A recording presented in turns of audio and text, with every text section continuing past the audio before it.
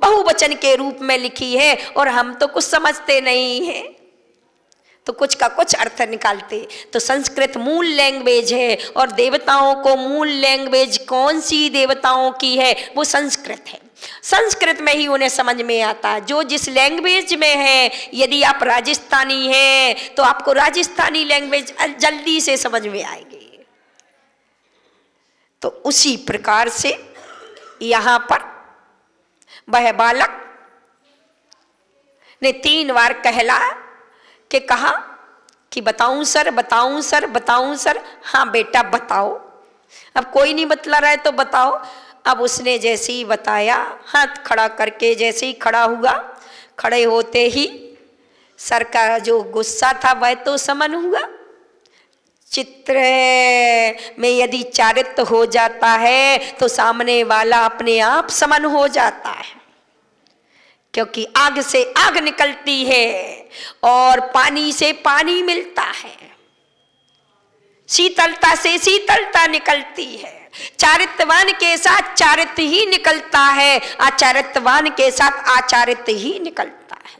ये परिणामों का खेल। जैसी तुम्हारी सामने की भावना होगी तो सामने वाले की भावना भी वैसी बन जाएगी। ये प्रैक्टिकल है, करके देख लीजिए, करके देखिए। आचार्यों के वाक्य हैं। कसाय समुद्घात होता है। कसाय समुद्घात का मतलब है जैसे दीपायन मुनि के एक हाथ से कसाय के प्रकोप से कसाय का ही पुतला निकला था, तेजस अशुभ तेजस निकला था। कि तेजस का मतलब बरगड़ाए, तो सामने वाला जैसी भावना से भरा होगा तो सामने वाले की वह भावना कन्वर्ट होगी। क्या होगी? विचारों का ये प्रभाव होता है। तो वह बालक ने, क्योंकि ज्ञान से भरा था, उत्तर दे रहा था, इसलिए टीचर की अर्थात अध्यापक की भावनाएं शांत हुई और रोष खत्म करके पूछा, बताओ बेटा, तुम ही अकेले बता रहे हो और कोई नहीं बतला रहा? गुण की देखिए यहाँ पर बढ़ोतरी कितने जल्दी से होती। तो उसने कहा, सर लाइट मामा के यहाँ से आती है। क्या कहा? सर लाइट मामा के यहाँ से आती है। कैसे बेटा? अरे सर, जब लाइट चली जाती है तो पापा कहते हैं साले ने आज फिर काट ली। क्या कहते हैं? तुम लोग ही बोलते हो ये चीज, बोलो। नहीं बोलते हो? यही बोलते हो ना? क्या बोलते हैं अनिल जी? बोलो। सोनी जी क्या बोलते हो? महेश जी यही बोलते हो ना? साले ने आज काट ली। तो लाइट कहां से आई? मामा के यहां से आई ना। तो चलिए मैं भी मां महात्मा और मां जिनवाणी, ये दो का मिलन लेकर के इसे चित्रकूट में आई। माँ माता बन करके, माँ अष्ट प्रवचन माता बन करके, अर्थात विज्ञा का मतलब प्रवचन, अष्ट प्रवचन माता। ये जिनवाणी, जिनवाणी को भी माँ की संज्ञा और हमें भी माँ की संज्ञा, दो माँ बन करके तो क्या हुआ? मामा हुआ कि नहीं? अब लेकिन कहां से लाइट आ रही? वो कहां से बंद हुई? साले ने आज फिर काट ली। यदि सालों को काट दो, सल्लों को काट दो, और सल्ल में आचर भगवंत ने मिथ्यात, माया और निदान ये 3 कही है। क्या कही? ये सल्ल 3 है, माया, मिथ्यात और निदान। इसमें से यदि तुम्हारी माया और मिथ्यात कट गई तो निदान अपने आप कट जाएगा। बस इनको काट दो तो केवल ज्ञान रूपी लाइट नियम से आ जाएगी। सम्यक ज्ञान रूपी लाइट, विशेष ज्ञान रूपी विज्ञा आ जाएगी। तो मैं आज तुम्हारे लिए साले को कटवाने आई हूं। क्या कटने?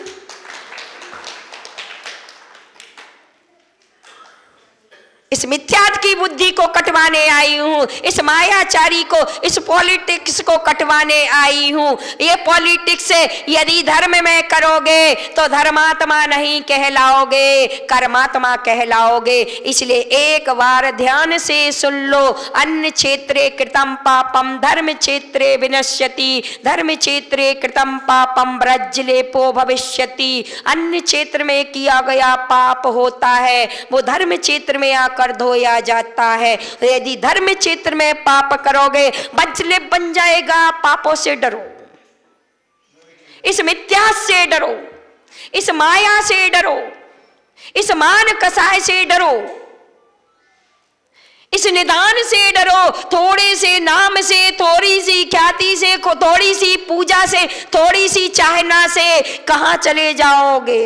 अरे वो मारीच जिसने इतना सा सुना कि मेरा समोसण लगना है तो मैं क्यों दूसरे के में बैठूं, इतने से के कारण वह नीचे आकर अपने ज्ञान का दुरुपयोग करके 363 मत चलाता है। लेकिन उसके बाद क्या भोगना पड़ता है, 10 भाव तक जाता है। ये मिथ्यात ने उसे कहां घुमा दिया, इस मान ने उसे कहां घुमा दिया। ये इतना बड़ा जहर है, इस जहर को बमन कर दो, इस जहर को काट दो। यदि लाइट चाहिए तो मैं तुम्हें जगाने आई हूं, चादर खींचूंगी, दुश्मन लगूंगी, ये बिल्कुल पक्का है। मान लूंगी कोई दिक्कत नहीं, मुझे तो वैसे ही लोग दुश्मन कहते हैं, कोई दिक्कत नहीं। लेकिन कभी कभी ध्यान रखना, यदि तुम्हारी सल कट गई तो तुम मुझे भगवान अवश्य मानोगे, फिर गुरु कहोगे। डॉक्टर जिस समय चीरा फाड़ी करता है उस समय दुश्मन लगता है, लेकिन जैसे ही रोग शमन होता है तो उसे भगवान मानता है, फिर उपकारी मानता है। तो मैं ये सहन कर लूंगी, मुझे पता है तू अभी कसाय और जहर में है। यदि तो मोह की मदरा में है तो मोह की मदरा में कुछ भी माँ से कुछ कह सकता है, तो माँ का ही उपकार मानता है। इसी प्रकार से ये गुरु जो है कहे सी कि गुरु करुणाधार, करुणा है हृदय में कि हे प्राणियों, हे धर्मात्माओं, धर्म का बहाना पहन करके कर्म का बहाना मत करो, ये धर्म दूषित मत करो। इस धर्म को दूषित करने का अपन के लिए कितना बड़ा पाप चुकाना पड़े, वो कितना बड़ा फल चुकाना पड़ेगा, कितना निधत्ती निकांचित जैसे कर्म बनेंगे। इस कसाय को से कसो मत, ढीले हो जाओ, बस एक हो जाओ। मुट्ठी बंद मुट्ठी लाख की और खुली मुट्ठी खाक की। एकता से ही तुम्हें सब कुछ मिलेगा, सम्मान मिलेगा, एकता से ही पूजा मिलेगी, एकता से ही प्रतिष्ठा मिलेगी, एकता से ही तुम्हें मंजिल मिलेगी। अनेकता में मंजिल नहीं, अकेले नहीं, एक होकर चलो। जितने हो कम रहो लेकिन कमजोर ना रहो। अरे वो 100 कौरव की अपेक्षा 5 पांडव एक रूप रहो, कोई कौरव नहीं हरा पाएंगे। सत्य कह रही हूं, बस एक हो जाओ। मिलन का दिन है, चारित्र से मिले तो चित्रकूट की चर्चा चल रही, राम लक्ष्मण और किसकी, सीता की चल रही। उसी राम लक्ष्मण सीता की चर्चा की संवाद चल रहा था। लक्ष्मण को तो पानी लेने भेजा, यहाँ राम और सीता संवाद करने लगी, विवाद नहीं प्रमोद करने लगी कि सौमिन सौमिन मेरे चरण सुंदर। क्या करने लगी, सौमी सौमी प्राणनाथ मेरे चरण सुंदर। तो राम कहने लगे, नहीं सीते, नहीं अर्धांगिनी, तेरे चरण सुंदर नहीं, मेरे चरण सुंदर। क्या कहने लगे, तेरे चरण सुंदर नहीं मेरे चरण सुंदर। तो इतने में लक्ष्मण आया, संवाद चल रहा था, प्रमोद में संवाद चालू हो गया। दोनों की बात छिड़ी रही। सीता कह रहे मेरे चरण सुंदर और राम कह रहे मेरे चरण सुंदर। दोनों में चल रही है बात। अब जज का काम कौन करे? बोलो जीतू भैया। कि मनोज जी करेंगे, महेश और कौन करेगा? चेतन जी बोलो। चेतन राम ही करेगा। कौन करेगा? तो जैसे ही दोनों में व्यस, इतने में लक्ष्मण आया और लक्ष्मण ने कहा लो मां ए पानी। पहले भावज को मां ही देते थे संज्ञा कि लो मां पानी। ठीक प्यास बुझाने के बाद सीता ने कहा अनुज। दोनों का संवाद चल रहा है, अब समाधान तुम करो, जज तुम बनो। क्या करें? एक बात चल रही है कि भैया कह रहे हैं मेरे चरण सुंदर और मैं कह रही हूं मेरे चरण सुंदर। अब तुम बताओ किसके चरण सुंदर? किसके चरण सुंदर? तो लक्ष्मण कहता है हम दो के बीच में तीसरे क्यों फंसे? तुम लोग यही कहते। लक्ष्मण कहता है कि हम दो के बीच में किससे बुरे बने? तुम लोग भी यही सोचते हो, ध्यान रख लेना। कसाईयों के बीच में जब लड़ाई घर में हो तब ये सोचना, तब उस समय बीच में नहीं बोलना। लेकिन लड़ाई सुलझ रही हो तो उस समय बोलना चाहिए, नहीं तो ध्यान रखना। वो भीष्म पितामह जिस समय उसे क्रोध करना था उस समय वो शांत बैठा था, उसका पुण्य पाप रूप में बदला, मौन था भीष्म पितामह। और जिस समय उसी समय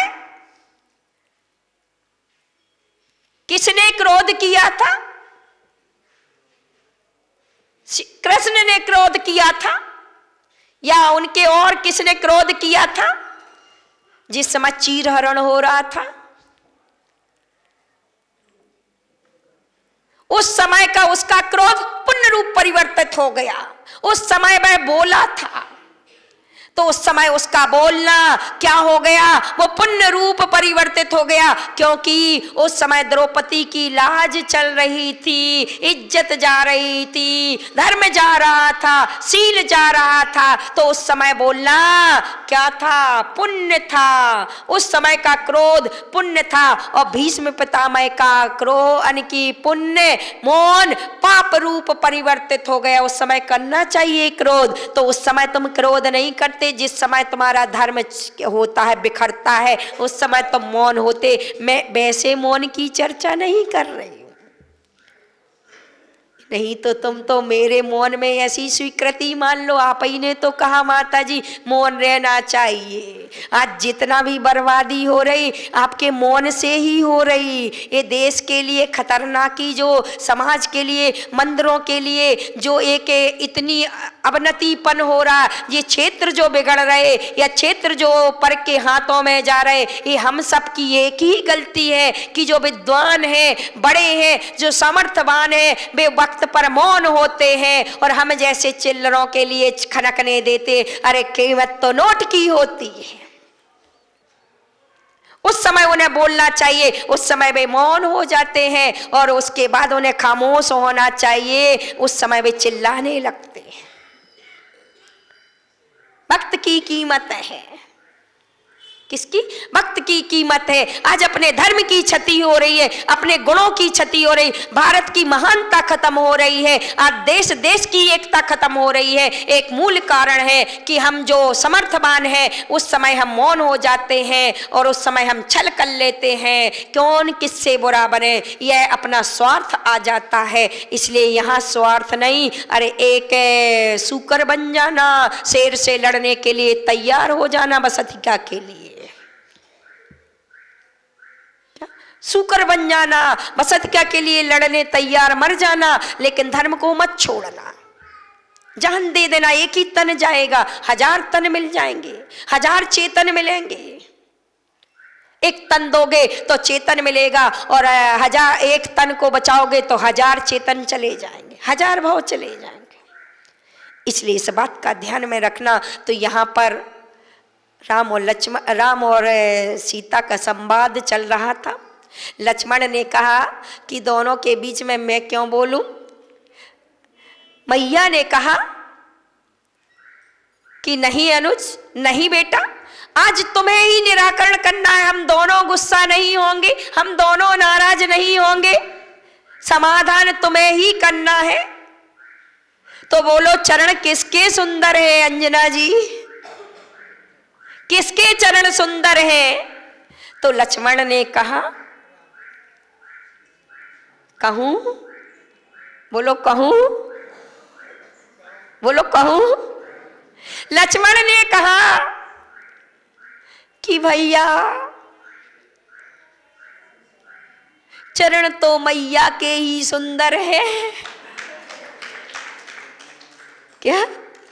चरण तो मैया के ही सुंदर है। तो भैया ने कहा, कैसे मैया के चरण सुंदर है? तो भैया, मैया आपके चरणों में आने की, आपके पद रथ चरणों में पद चिन्हों पर चलती है। यदि किसके पद चिन्हों पर चलता है, जिसके चरण सुंदर होते उसी के पद चिन्ह बनते, उसी का पद चित्र आता।